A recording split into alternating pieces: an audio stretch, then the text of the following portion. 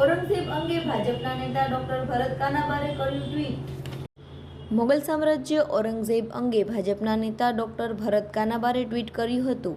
તેમાં જણાવ્યું કે મરાઠા સામે વિજય મેળવી જ્યારે દક્ષિણ ભારતમાં ઔરંગઝેબે આધિપત્ય જમાવ્યું ત્યારે મોગલ સામ્રાજ્ય 40 લાખ ચોરસ કિલોમીટરમાં પથરાયેલું હતું, જેમાં 16 કરોડથી વધુ લોકો રહેતા હતા।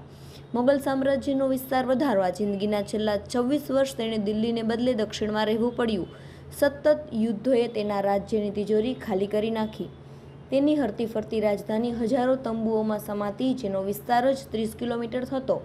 સતત યુદ્ધોથી થાકેલા ઔરંગઝેબની જિંદગીના અંતકાળે તેને આ બધી સંઘર્ષોની નિરર્થકતાનું ભાન થયું અને ત્યારે માંદગીના બિછાને પડેલા ભારત પર અડધી સદી સુધી શાસન કરનાર આ બાદશાહે તેના પુત્રને બોલાવી કબૂલ્યું કે હું આ દુનિયામાં એકલો આવ્યો હતો અને એક અપરિચિત તરીકે જતો રહીશ। હું કોણ છું અને શું કામ આ બધું કરતો રહ્યો તેની મને ખબર નથી।